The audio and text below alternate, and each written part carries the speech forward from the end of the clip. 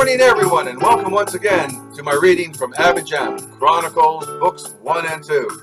So let me put my coffee down with whipped cream and stop the progress of the music. Okay.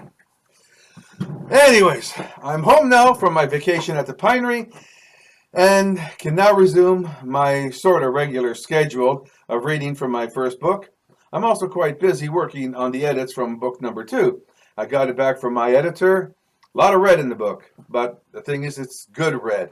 So I'm working on that diligently so we can get that published hopefully by this fall.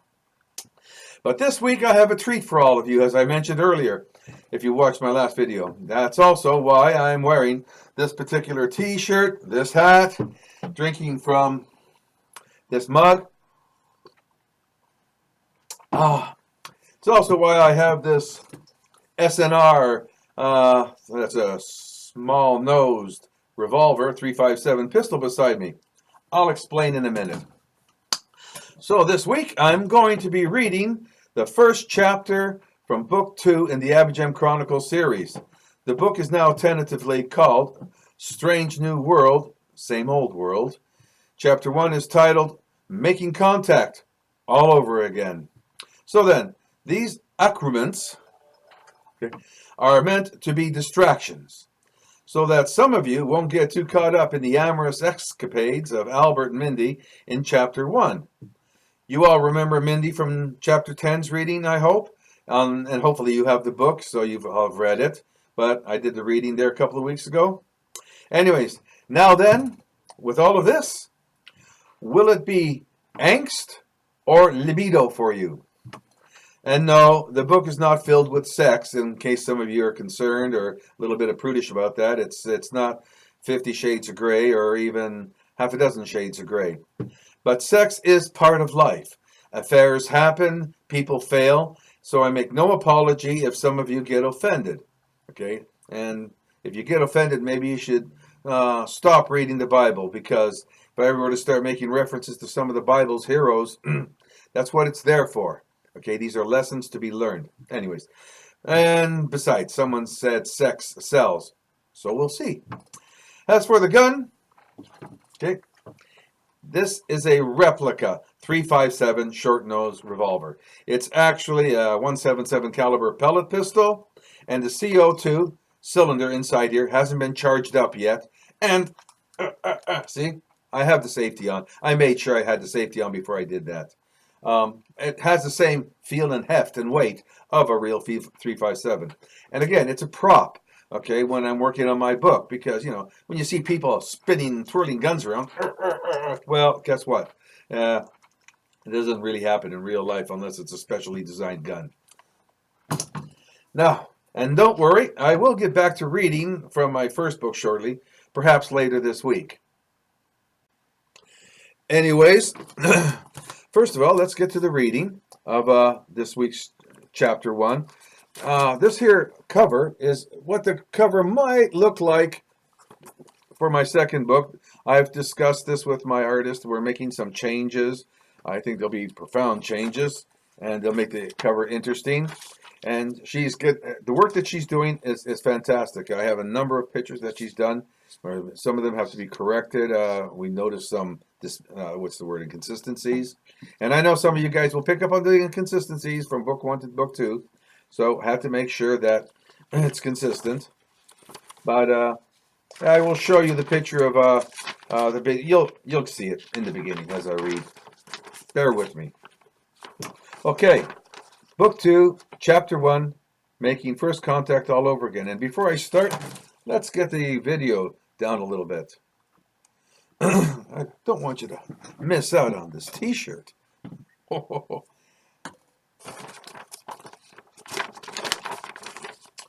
Welcome to my parents' Shangri-La, Mindy crooned in a very suggestive and provocative tone as she swung open the screen door, took hold of my hand, and led me inside.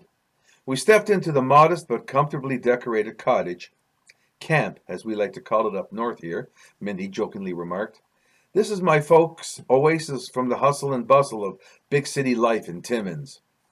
Though there was a hint of light-hearted sarcasm to her remark, It was veiled behind her alluring, wide, and seductive blue-gray eyes. Her mischievous smile and playful demeanor melted any lingering reservations I may have harbored about this weekend.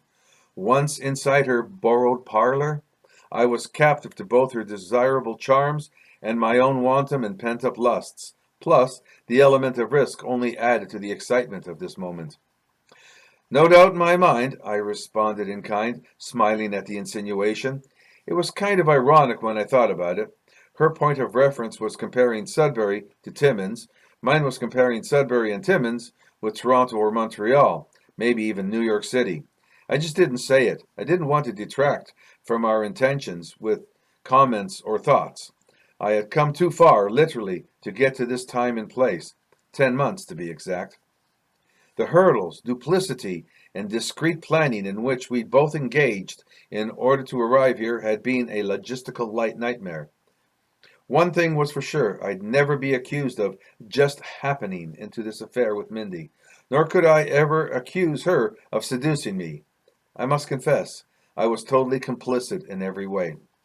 This illicit rendezvous was conceived of shortly after our fateful meeting at the paper. It all started by my phoning her at her home, the number on the back of her card, not her business number. If I remember correctly, it was in October, shortly after my experimentation with the modules. At first, when I called her, I feigned innocent curiosity about that mysterious aerial crash at her parents' camp. She suggested I come up to investigate for myself sometime. And now here we are, or were. Obviously, our discussion became more implicit and intimate over the course of several phone conversations.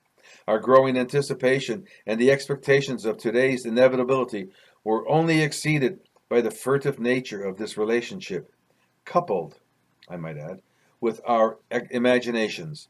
Yet for all this effort, in my eagerness, I almost put a kibosh on the whole weekend. In the long drive up to the Cache campgrounds and her parents' camp, I actually began to interrogate Mindy, subtly at first, trying to be as sly as a fox. Her mind seemed to be occupied with other thoughts, and she merely shrugged off the incident as no big deal. For a brief moment, I actually found myself feeling incensed with regard to her lack of interest in and concern about the crash. I was not to be deterred, so I set aside any tact I may have exercised up to this point, and pressed her more strenuously for whatever information she may have, even to the point of badgering her. I had completely forgotten about my lustful intentions and the supposed reason we were together, in the first place up north to our hideaway. It was as if my carnal intentions were merely a ruse to get me back up to the place where my alien craft had crashed and those on board had lost their lives. Now it was her turn to become annoyed. Her brow furrowed, her big, beautiful blue-gray eyes darkened, and took on a look of resentment that made me quite uncomfortable. I don't know what the fuss is all about, Al, regarding the crash of that military jet, but I don't appreciate your lack of candor or your line of questioning. I'm beginning to suspect that you're using me and this opportunity for some reason other than the pleasure of my company. I was hoping this weekend getaway was about us getting to know each other better. Not some stupid investigation about an incident that happened last year that nobody cares about. I can easily turn this car around and go back to Sudbury. I realized I had overplayed my hand and abruptly apologized to her. I had almost jeopardized my mission. It was all about the sex, I reminded myself. Not the crash, not the modules, not the alien. I was in the company of an incredibly gorgeous and very hot woman, and here I was thinking aliens? What the hell was I thinking? I'm sorry, Mindy, I didn't know what came over me. I admit I do have an overactive imagination and a curious streak that has gotten me into trouble on more than one occasion. I have been accused of thinking too much. How could I let something so passé and irrelevant overshadow someone as relevant and beautiful as you? If you want to stop the car and slap me around, I wouldn't blame you. I tried to sound as contrite and sincere as possible, hoping to restore the mood. The expression on her face suggested I was successful. Her response confirmed it. You're lucky there's no place to park along here, she mischievously grinned. Besides, if I did that, I might not be able to control myself, and we'd never make it to my parents' camp. I love your cologne. It arouses me. You smell good enough to eat.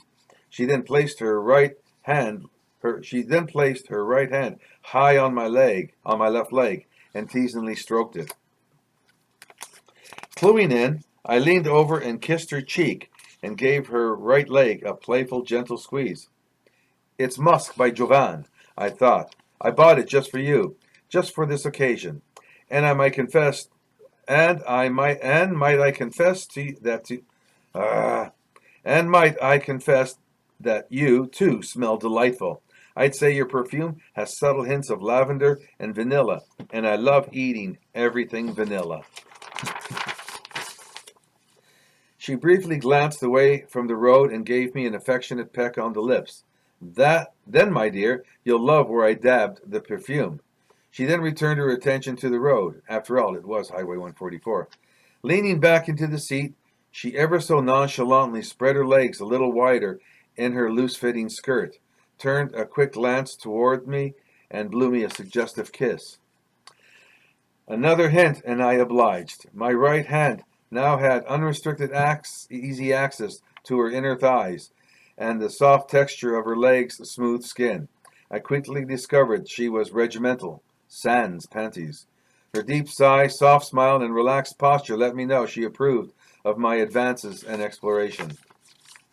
We arrived at the Watershed restaurant and truck stop shortly thereafter and took a break for lunch, purposely parking at the back of the lot. That was quickly followed by some very passionate necking and heavy petting in the back seat of her car. Her 1990 Chevy Caprice afforded us plenty of makeout room. She had inherited this behemoth from her dad, who felt she needed a large, solid car to travel up to 144 to visit them or the camp. Instead, he'd sneered disdainfully of running around in one of those cheap Japanese cars, rice burners, he called them. It was only after a logging truck had swung close by us, I suspect for a closer look, and covered the car with a cloud of dust, that we came back to our senses and regained our composure. Knowing truck drivers, especially stick haulers, as I do, there was no doubt in my mind that he'd probably alerted all his companions to swing by the back of the lot and check out the half-naked groping couple in the big old four-wheeler.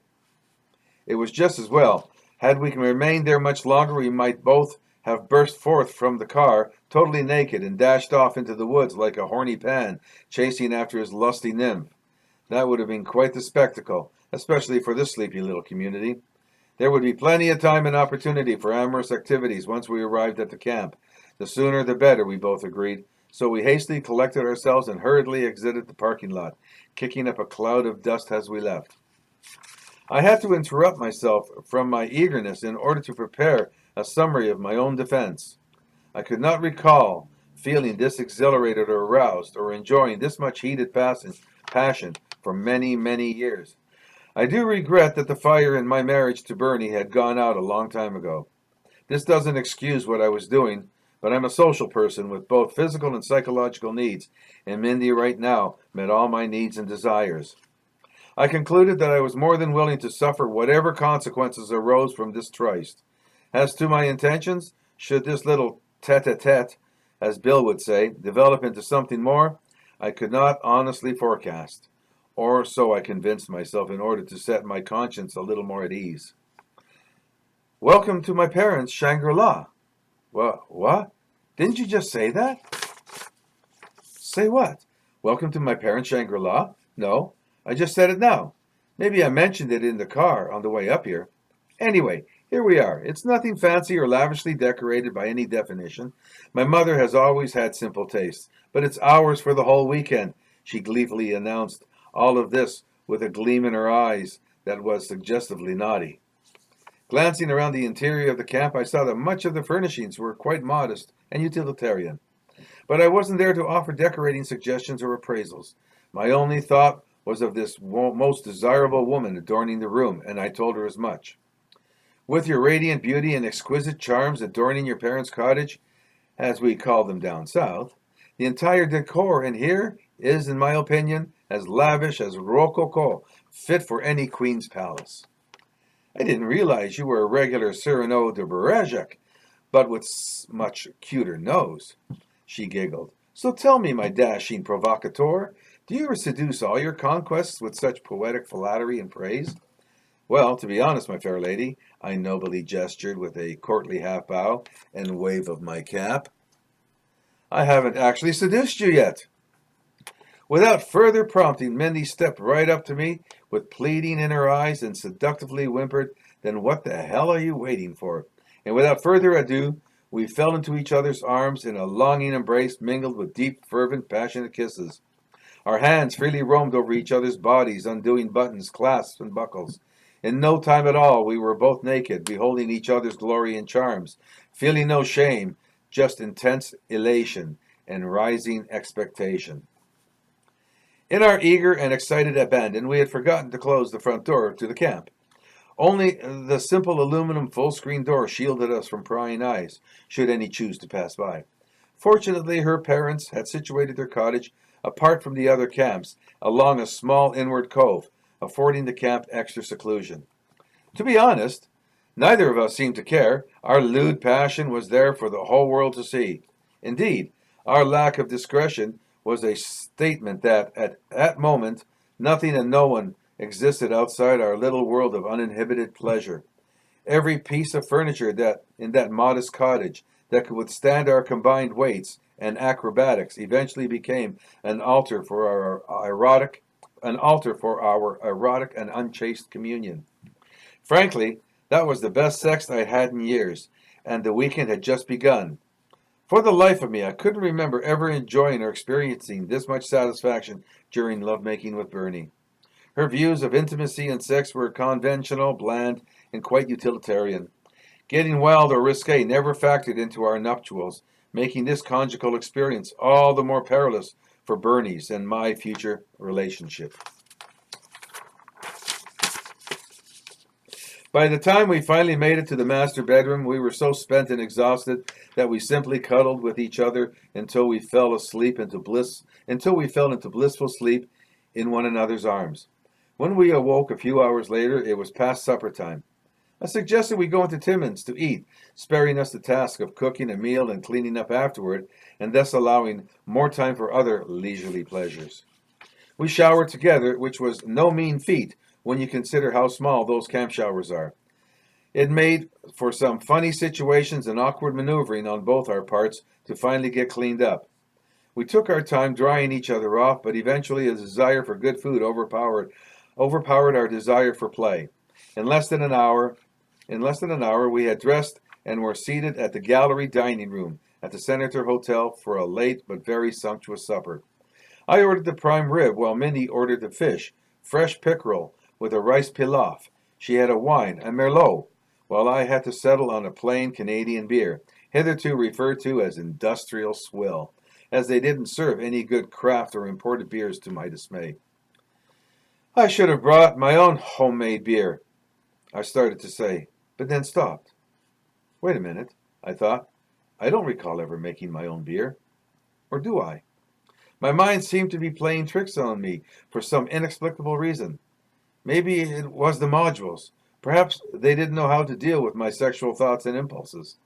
But more than likely, it was the hormones that were raging in my body. I definitely wanted to get back to the cottage. My libido assured me I had plenty of unfinished business to take care of. After a rapturous night of intense lovemaking, we allowed ourselves the luxury of sleeping in. But once the light began to stream through the small gap in the bedroom curtains, I just had to wake up. It's a trucker thing. As it was still early and the front entrance of the cottage was somewhat sheltered from the other camps due to its location near the water's edge, I decided to risk a quick skinny dip. I was unusually emboldened by my renewed virility and feelings of masculinity. I was in good physical shape and felt no shame flaunting it at this moment.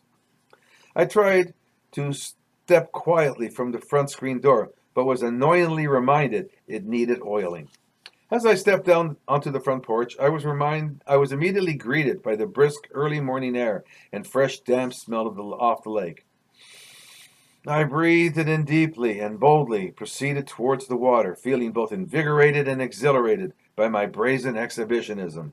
Still, the added thick summer foliage and brush that had grown around the old camp provided sufficient cover to shield my lewdness from any early morning prying eyes. Tisk, tisk, I mused. Too bad.